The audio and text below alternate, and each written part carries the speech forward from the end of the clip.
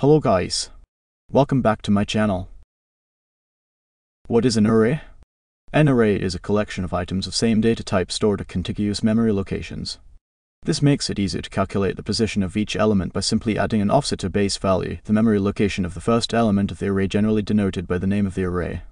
The base value is index 0 and the difference between the two indexes is the offset. For simplicity, we can think of an array as a fleet of stairs where on each step is placed a value, let's say one of your friends. Here, you can identify the location of any of your friends by simply knowing the count of the step they are on. Remember, location of next index depends on the data type we use. Types of indexing in an array. 1. Zero-based indexing. The first element of the array is indexed by a subscript of 0. 2.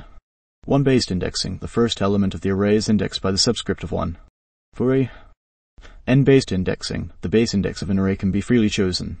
Usually, programming languages allowing n-based indexing also allow negative index values, and other scalar data types like enumerations or characters may be used as an array index. What are the different operations on the array? Arrays allow random access to elements.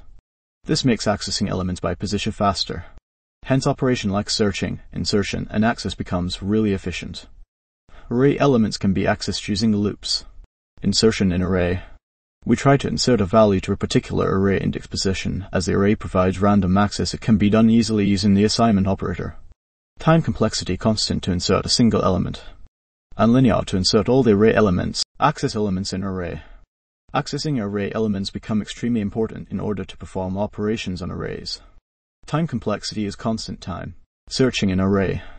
We try to find a particular value in the array. In order to do that, we need to access all the array elements and look for the particular value.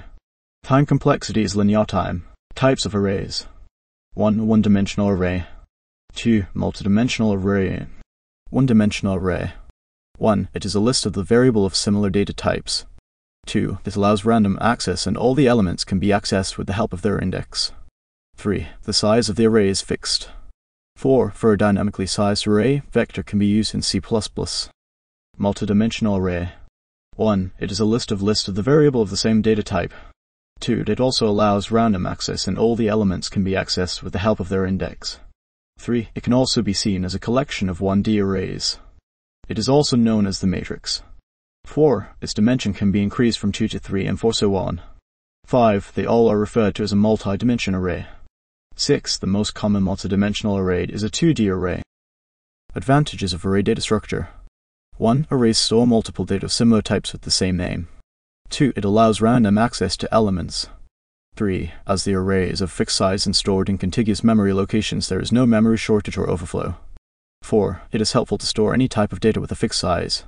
5. Since the elements in the array are stored at contiguous memory locations, it is easy to iterate in this data structure and unit time is required to access an element if the index is known. Disadvantages of array data structure.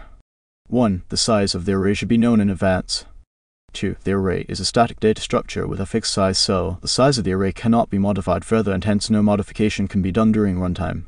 3. Insertion and deletion operations are costly in arrays as elements are stored in contiguous memory. 4. If the size of the declared array is more than the required size, then it can lead to memory wastage. Applications on array. 1. Array stores data elements of the same data type. 2. Arrays are used when the size of the dataset is known.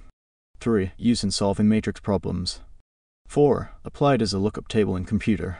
5. Databases records are also implemented by the array. 6. Helps in implementing sorting algorithm. 7. The different variables of the same type can be saved under one name. 8. Arrays can be used for CPU scheduling. 9. Used to implement other data structures like stacks, queues, heaps, hash tables, etc. Don't forget to like and subscribe. Thanks for watching.